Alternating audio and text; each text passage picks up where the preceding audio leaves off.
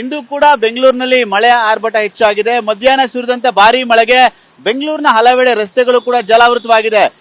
ಪ್ರಮುಖವಾಗಿ ಸರ್ಕಾರಿ ನಿವಾಸ ಅಂದ್ರೆ 7 ಸಚಿವರ ಸರ್ಕಾರಿ ನಿವಾಸದ ಮುಂಭಾಗದ ರಸ್ತೆಯು ಕೂಡ ಸಂಪೂರ್ಣವಾಗಿ ಜಲಾವೃತವಾಗಿದೆ.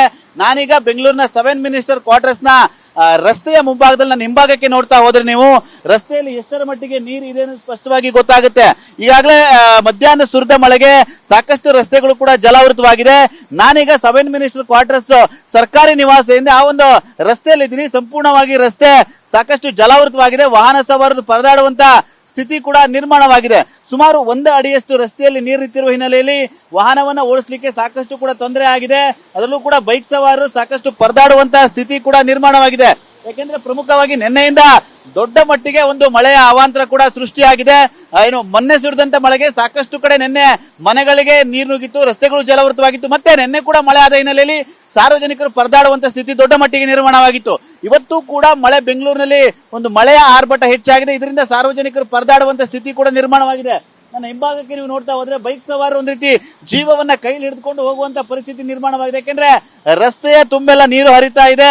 ಎಲ್ಲಿ ರಸ್ತೆ ಇದೆ, ಗುಂಡಿ ಇದೆ ಅಂತ ಗೊತ್ತಾಗಲ್ಲ. ಮತ್ತೆ ವಾಹನಗಳು ಜೋರಾಗಿ ಬರ್ತಾ ಇರುತ್ತೆ. ಈ ಒಂದು ಸಂದರ್ಭದಲ್ಲಿ ಬೈಕಲ್ಲಿ ಜೋರಾಗಿ ಹೋದ್ರೆ ಸಾಕಷ್ಟು ಸಮಸ್ಯೆ ಆಗುತ್ತೆ ಅಂತೇಳಿ ನಾನಿರುವಂತ ಸ್ಥಳ ಏನಂದ್ರೆ 7 ಮಿನಿಸ್ಟರ್ ಕ್ವಾರ್ಟರ್ಸ್ ನ ಮುಂಭಾಗದಲ್ಲೇ ಇದ್ದೀನಿ. ಆ ಒಂದು ರಸ್ತೆಯಲ್ಲಿ ಇದ್ದೀನಿ.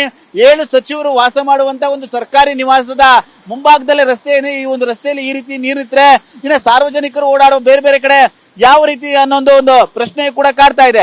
ಹಾಗಾಗಿ ನಿನ್ನೆ ಮೊನ್ನೆಯಿಂದ ಸುರಿದಂತ ಮಳೆಗೆ ಸಾಕಷ್ಟು ಅವಾಂತರ ಬೆಂಗಳೂರಿನಲ್ಲಿ ಸೃಷ್ಟಿಯಾಗಿದೆ. ಇವತ್ತು ಕೂಡ ಒಂದು ಮಳೆಯ ಆರ್ಭಟ ಹೆಚ್ಚಾಗಿ ಸಾರ್ವಜನಿಕರು ಪರದಾಡುವಂತ ಸ್ಥಿತಿ ಕೂಡ ನಿರ್ಮಾಣವಾಗಿದೆ. ಒಂದ್ ಕಡೆ ಟ್ರಾಫಿಕ್ ಜಾಮ್ ಕೂಡ ಆಗ್ತಿರೋ ದೃಶ್ಯಗಳು ಕೂಡ ಕಂಡು ಬರ್ತಾ ಇದೆ. ಯಾಕೆಂದ್ರೆ ಮಳೆಯ ನೀರು ಹೆಚ್ಚಾಗಿ ರಸ್ತೆಯಲ್ಲಿ ತುಂಬಿಕೊಂಡಿರುವ ಹಿನ್ನೆಲೆಯಲ್ಲಿ ಟ್ರಾಫಿಕ್ ಜಾಮ್ ಕೂಡ ಆಗಿದೆ. ಯಾಕೆಂದ್ರೆ ವಾಹನಗಳನ್ನ ಜೋರಾಗಿ ರಸ್ತೆಯಲ್ಲಿ ಚಲಾಯಿಸಲಿಕ್ಕಾಗಲ್ಲ.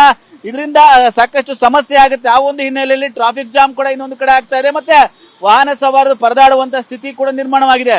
ಮಧ್ಯಾಹ್ನ ಸುರಿದಂತ ಮಳೆಗೆ ಈ ರೀತಿಯ ಒಂದು ಅವಾಂತರ ಸೃಷ್ಟಿಯಾಗಿದೆ. ಮತ್ತೆ ಸಂಜೆ ಮಳೆ ಬರುವಂತ ಸಾಧ್ಯತೆ ಕೂಡ ದಟ್ಟವಾಗಿದೆ. ಎಲ್ಲರೂ ಕೂಡ ಕೆಲಸ ಮುಗಿಸಿ ಮನೆಗಳಿಗೆ ಹೋಗ್ಬೇಕಾಗುತ್ತೆ. ಈ ಒಂದು ಸಂದರ್ಭದಲ್ಲಿ ಒಂದು ಮಳೆಯ ಆರ್ಭಟ ಬೆಂಗಳೂರಿನ ಜನರಿಗೆ ಸಾಕಷ್ಟು ಸಂಕಷ್ಟವನ್ನ ತಂದು ಒಡ್ಡಿರುವಂತದ್ದು. ಅದರಲ್ಲೂ ಕೂಡ ಪರದಾಡುವಂತ ಸ್ಥಿತಿ ದೊಡ್ಡ ಮಟ್ಟಿಗೆ ನಿರ್ಮಾಣವಾಗಿ ಸಾರ್ವಜನಿಕರು ಒಂದ್ ರೀತಿ ಈ ರೀತಿಯಾದ ಮಳೆ ಹೇಗ್ ಬರ್ತಾ ಇದೆ, ಅದರಿಂದ ನಾವು ಏನ್ ಮಾಡ್ಬೇಕು ಅನ್ನೋ ಒಂದು ಆತಂಕದಲ್ಲೇ ಮನೆಯಿಂದ ಹೊರಗಡೆ ಬರುವಂತ ಪರಿಸ್ಥಿತಿ ಉಂಟಾಗಿದೆ. ಕ್ಯಾಮರಾಮನ್ ಸೈಯದ್ ಜೊತೆ ಸುನಿಲ್, TV9 ಬೆಂಗಳೂರು.